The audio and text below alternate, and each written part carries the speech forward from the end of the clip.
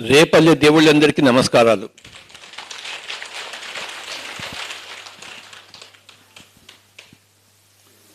మనము దిగి వచ్చిన దేవుళ్ళం. మనం ఆత్మ పదార్థం, ఈ దేహ పదార్థం కాదు. మనకి చావు లేదు.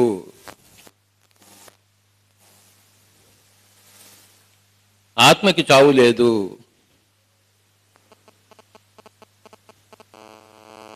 ఆత్మకి భయం లేదు. ఆత్మకు సంశయం లేదు, సంకోచము లేదు. ఆత్మ అందరినీ ప్రేమిస్తుంటుంది ఎప్పుడు. మనమందరం ఆత్మ పదార్థం. అది తెలుసుకోకపోతే ఏమవుతుందంటే, జేబు నిండా డబ్బులు ఉన్నాయనుకోండి, కానీ జేబు ఉందని తెలియదు, డబ్బులు ఉన్నాయని తెలియదు. అప్పుడు ఏమవుతుంది? బికారిగానే ఉంటాడు. కానీ మన జేబులో డబ్బులు ఉన్నాయని తెలిస్తే ఏమవుతుంది? జేబులో చేయబెడతాము, డబ్బు తీసి వాడుకుంటాం. తెలియకపోతే జన్మంతా డబ్బు అక్కడే ఉంటుంది. జేబు నిండా డబ్బు ఉంటుంది కానీ మనకి తెలియదు. మనకి అక్కడ జేబు ఉందని తెలియదు, ఆ జేబులో చేయి పెట్టాలని తెలియదు, బికారిగా జీవిస్తాము. తెలిస్తే అదంతా మనం వాడుకుంటాము. అలాగే మనం భగవంతుని తెలియాలి. మనకి తెలియకపోతే జన్మంతా దుఃఖంతో జీవిస్తాం. తెలిస్తే రాజుగా జీవిస్తాం. తెలుసుకోవాలి. ఏమిటి తెలుసుకోవాలి? నేను దిగి వచ్చిన దేవుణ్ణి అని తెలుసుకోవాలి. నేను శరీరం కాదు, నేను ఆత్మ పదార్థం అని తెలుసుకోవాలి. తెలుసుకుంటే అయిపోయింది కథ. కథ కంచికి, మనం ఇంటికి. మనం రాజాలాగా బతుకుతాం. నిర్భయంగా, నిస్సంకోచంగా, నిస్సందేహంగా, చావు లేకుండా హాయిగా బతుకుతాం. అది తెలుసుకోవాలంటే ఏం చేయాలి? ధ్యానం చేయాలి. పాలు పెరుగు కావాలంటే ఏం చేయాలి? అది తనంతట తాను అవుతుందా? ఇంత తోడు వేస్తే అంత పాలు పెరుగైపోతుంది. తోడు కావాలి. ఈ జీవితానికి తోడు కావాలి. ఆ తోడు పేరే ధ్యానము.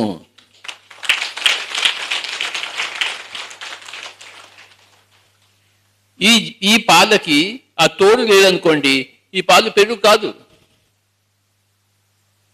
మనం భగవంతుని తెలుసుకోము. మనం భగవంతుడు మనం తెలుసుకోవాలి. అయి ఉన్నా కూడాను మనం తెలుసుకోకపోతే లాభం లేదు.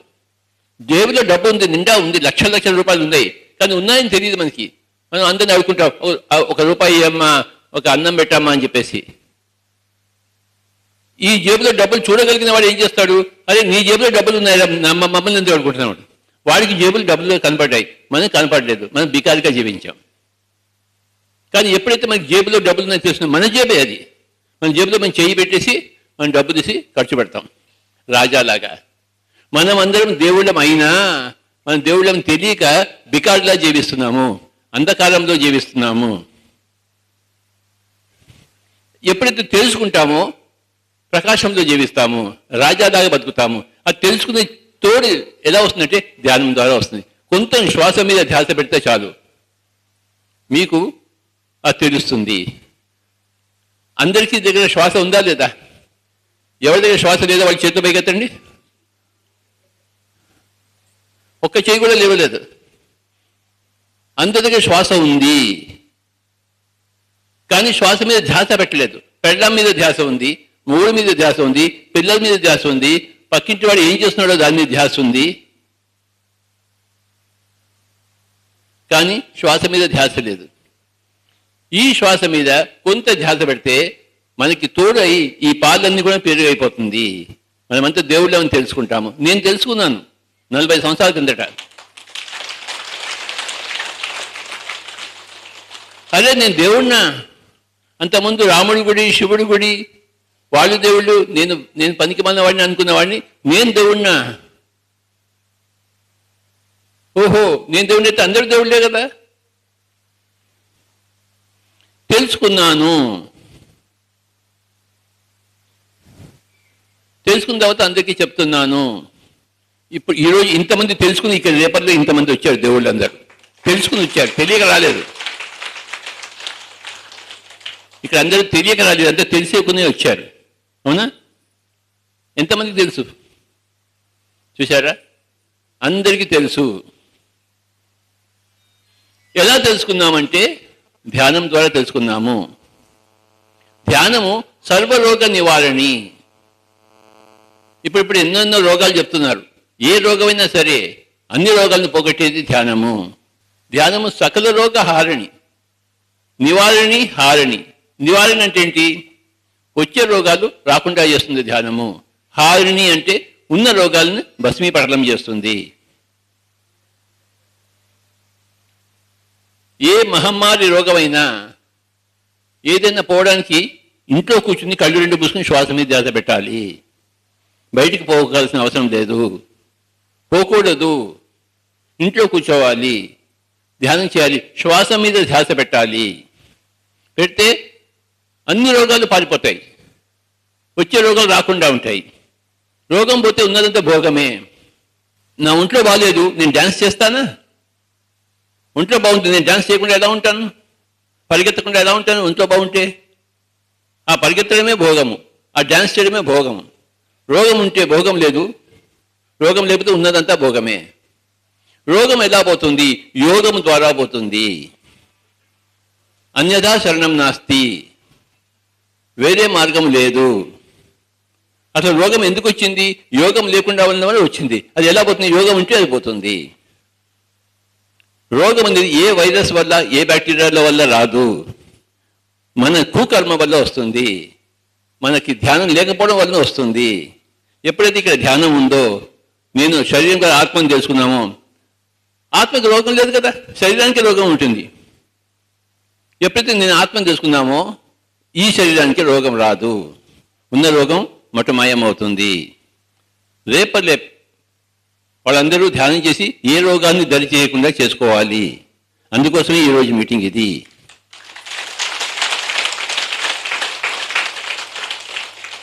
నాతో పాటు చెప్పండి. ధ్యానము సర్వరోగ నివారణి, ధ్యానము సర్వరోగ హారిణి, ధ్యానము సకల భోగకారిణి, ధ్యానము సత్య జ్ఞాన ప్రసాదిని, ధ్యానము విశ్వశక్తి ప్రదాయిని.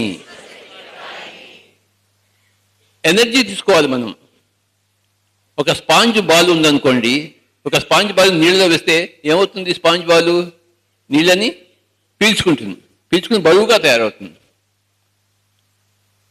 స్పాంజ్ ఎందుకు ఒక ఇనుప బాల్ని నీళ్ళలో వేస్తే అది నీళ్ళు పీల్చుకుంటుందా? స్పాంజ్ బాల్ని నీళ్ళు పీల్చుకుంటుంది. అలాగే మనస్సు స్పాంజ్గా కావాలి. అంటే ఖాళీ ప్రదేశం ఉంటే అది శక్తిని పీల్చుకుంటుంది. మనసులో నిండా ఆలోచనలు గజిబిజిగా ఉంటే అది కాస్మిక్ ఎనర్జీని పీల్చుకోలేదు. మనసుని గజిబిజిగా ఉన్న మనసుని, అస్తవ్యస్తమైన మనిషిని ఖాళీగా చేయడమే ధ్యానము. అది ఖాళీగా అయినప్పుడు శక్తిని గుంజుకుంటుంది. ఒక స్పాంజ్ బాలు నీటిని తాగినట్టు మన మెదడు శక్తిని లాగుతుంది. లాగి మనమంతా స్వస్థులం అవుతాము. Very very simple. ఏం చేయాలి అంటే మనసు ఖాళీ కావడానికి శ్వాస మీద ధ్యాస. ఏం చేయాలి? ఏం చేయాలి? ఏం చేయాలి? ఏం చేయాలి? శ్వాసను బిగపట్టకూడదు.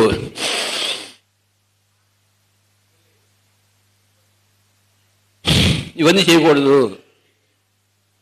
బలవంతంగా పెంచడాన్ని పూరకము అంటారు, బలవంతంగా లోపల బిగించడాన్ని కుంభకం అంటారు, బలవంతంగా తోయడాన్ని రేచకం అంటాం. ఇవన్నీ చేయకూడదు. ఉన్న శ్వాసని గమనించాలి. ఆ శ్వాసలో వేలు పెట్టకూడదు. పూరకరహిత, కుంభకరహిత, రేచకరహిత సుఖమయ ప్రాణాయామము, శ్వాస మీద ధ్యాస. సకల రోగ నివారణి, సకల రోగహారిణి. మనమంతా భగవంతులము. We are all God's. మనమంతా సాక్షాత్తు భగవంతులము. దక్షిణ దేశంలో తమిళనాడులో ఒక టెంపుల్ ఉంది, గొప్ప ఫేమస్ టెంపుల్, చిదంబరం అని చెప్పేసి. అక్కడ గర్భగుడికి వెళ్తే పెద్ద టెంపుల్ అది. గర్భగుడికి వెళ్తే ఆ గర్భగుడిలో ఏ విగ్రహం ఉండదు, రాముడి విగ్రహం కృష్ణుడి విగ్రహం. ఏముంటుంది అక్కడ అంటే ఒక అద్దం ఉంటుంది. అద్దంలో ఎవరు కనబడతారు చెప్పండి? కనుక ఎవడు దేవుడు చెప్పండి? మనమే దేవుళ్ళము. ఇలా చేయబెట్టి చెప్పాలి, మనమే దేవుళ్ళము, మనమే దేవుళ్ళము. అహం బ్రహ్మాస్మి, నువ్వు దేవుడివి, నేను దేవుడిని, అందరూ దేవుళ్ళే. ఇది తెలుసుకోవాలి అంటే ధ్యానం చేయాలి. ధ్యానం చేయాలి అంటే శ్వాస మీద ధ్యాస పెట్టాలి. ఏ మంత్రము చెప్పకూడదు. ఓం భూర్భువ తత్సవితుర్వరేణ్యం భర్గో దేవస్య ధీమహి ధియో యో నః ప్రచోదయాత్. ఏం అక్కర్లేదు, నోరు ఇప్పకూడదు. చెప్పండి, నో మంత్రాస్. ఇలాగా no mantras, no tantras, no yantras, only meditation. No mantra, no tantra, no yantra, only meditation. Only శ్వాస మీద ధ్యాస.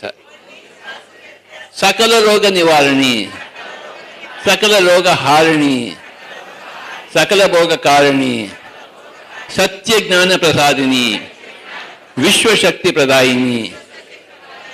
ధ్యానం శరణం గచ్ఛామి.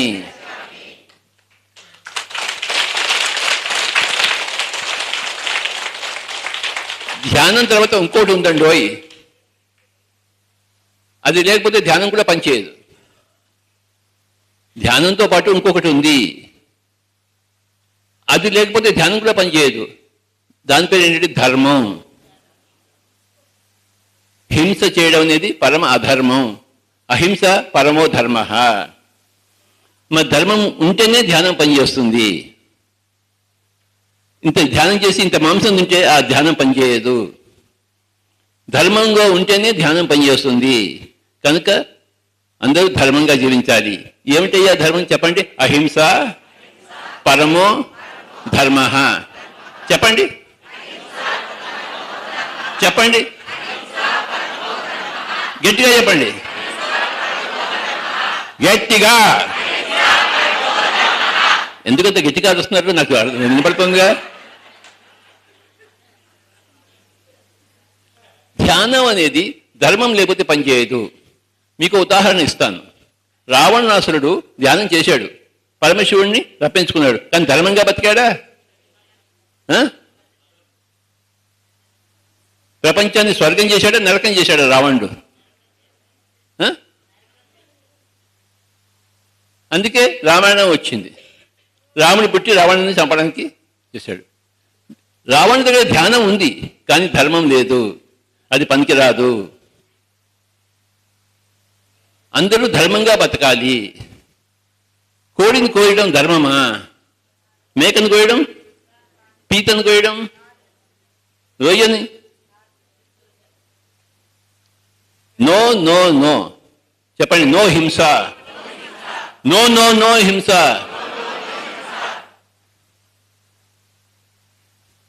हिंसा न करे आप, हिंसा करो ना.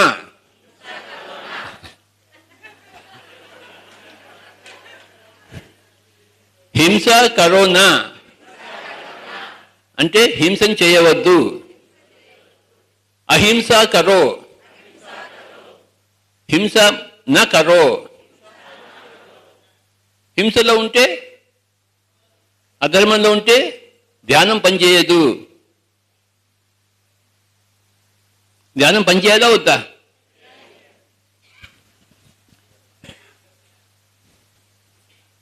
రెండు ఉన్నాయి, ధ్యానము ధర్మము. ఈ రెండింటిని ఎవడైతే తనలో కలిగించుకుంటాడో వాడు పురుషోత్తముడు. ధ్యానము లేదు, ధర్మము లేదు, పురుషాధముడు. ధర్మం ఉంది కానీ ధ్యానం లేదు, పురుష మధ్యముడు. ధ్యానం కూడా ఉంది, పురుషోత్తముడు. కొంతమందికి ధ్యానం ఉన్న ధర్మం ఉండదు, రావణాసుడు లాంటి వాడికి. అదో వింత కేసు. ధ్యానం ఉంది కానీ ధర్మం లేదు. చాలా మందికి ధర్మం ఉంటుంది కానీ ధ్యానం లేదు. శాకాహారమే తింటారు, ఏ జంతువు చంపరు, కానీ ధ్యానం లేదు, వాడు అశాంతితోనే జీవిస్తాడు. రెండు ఉండాలి, ధర్మము ధ్యానము. చెప్పండి, ఎన్ని ఉన్నాడు? ఏమిటవి? ఏమిటవి?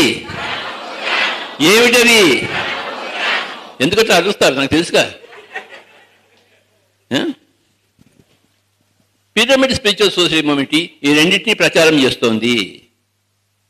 ధ్యానం అన్నది సూర్యుడు, ధర్మం అనేది చంద్రుడు.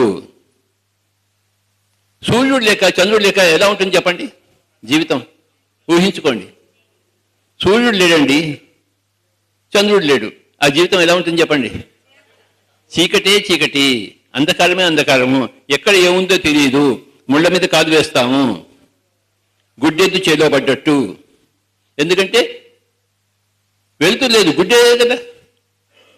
కళ్ళు ఉన్నా వెలుతురు లేకపోతే గుడ్డితనమే కదా. ఎక్కడ సూర్యుడు లేడో, ఎక్కడ చంద్రుడు లేడో అంతా గుడ్డి. సూర్యుడు అంటే ధ్యానము, చంద్రుడు అంటే ధర్మము. సూర్య చంద్రులే ధ్యాన ధర్మాలు. ఈ రెండు కలిపితేనే ఆధ్యాత్మికత. ఆధ్యాత్మికత అంటే ఏమిటయ్యా అంటే ధ్యానము ప్లస్ ధర్మము, అథవా ధర్మము ప్లస్ ధ్యానము ఈజ్ ఈక్వల్ టు ఆధ్యాత్మికత. చెప్పండి, ధర్మము ప్లస్ ధ్యానము ఈజ్ ఈక్వల్ టు ఆధ్యాత్మికత, స్పిరిచువాలిటీ, ఆత్మజ్ఞానము. మళ్ళీ చెప్పండి, ధర్మము రాయండి ఆకాశంలో. ధర్మము, తెలుగు వచ్చు కదా మీకు, ధర్మము రాశారా? ప్లస్ పెట్టారా? ధ్యానము ఈజ్ ఈక్వల్ టు ఆధ్యాత్మికత, స్పిరిచువాలిటీ. ఇంతే సంగతులు. నమస్కారము.